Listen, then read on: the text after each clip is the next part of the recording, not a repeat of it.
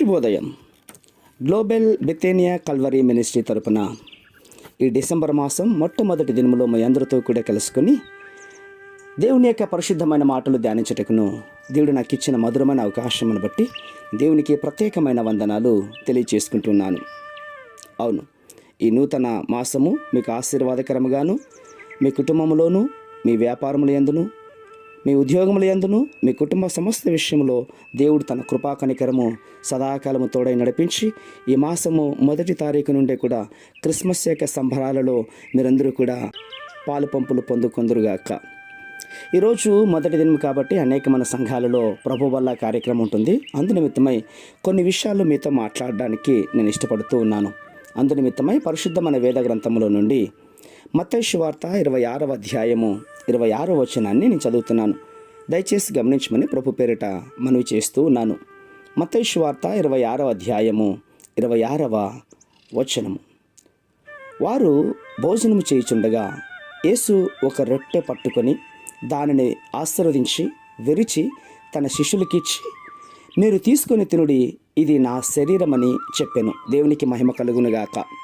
అవును, ఇవి సాక్షాత్తు మన ప్రభు అయినటువంటి యేసుక్రీస్తు వారు స్వయంగా చెప్పినటువంటి మాటలు.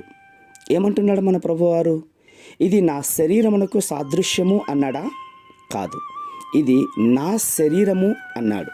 అవును ప్రియులారా, అందుచేతనే ప్రభురాత్రి భోజన సమయంలో మనం తినేది సాదృశ్యము కాదు, దృష్టాంతము కాదు, సాక్షాత్తు మనం యేసుక్రీస్తు యొక్క శరీరాన్నే భుజిస్తూ ఉన్నామన్నమాట. ఈ మాటలు మీకు విడ్డూరంగా తోచవచ్చు. మనం ప్రభు యొక్క శరీర మాంసాన్ని తినడం ఏంటి? ఆ రొట్టెని ఎవరో మనుషులు పిండి పిసికి తయారు చేసి కాల్చితే రొట్టెగా తయారైందిగా, అది యేసు యొక్క శరీరం ఎలా అవుతుంది అని మీరు నన్ను ప్రశ్నించవచ్చు. అవును, ప్రభురాత్రి భోజన సమయంలో మనం భుజించేది సాక్షాత్తు ప్రభు యొక్క శరీరం అని పౌలు గారు పరిశుద్ధాత్మ ద్వారా చాలా స్పష్టంగా మాట్లాడుతూ ఉన్నారు.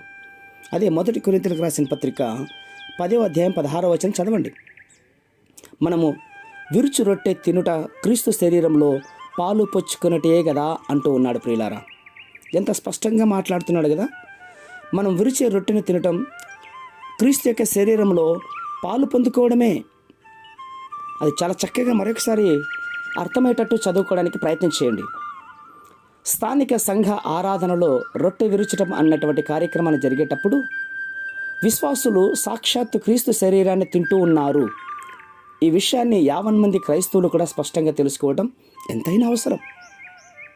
ప్రభు వల్ల కార్యక్రమంలో పాల్గొనేటప్పుడు విశ్వాసులు తమ సాక్షాత్తు క్రీస్తు శరీరాన్ని భుజిస్తూ ఉన్నామని హృదయపూర్వకంగా నమ్మాలి. ఏమాత్రం కూడా సందేహం లేకుండా త్రికరణ శుద్ధిగా నమ్మాలి. ఎందుకంటే అదే అసలైన వాస్తవం కనుక.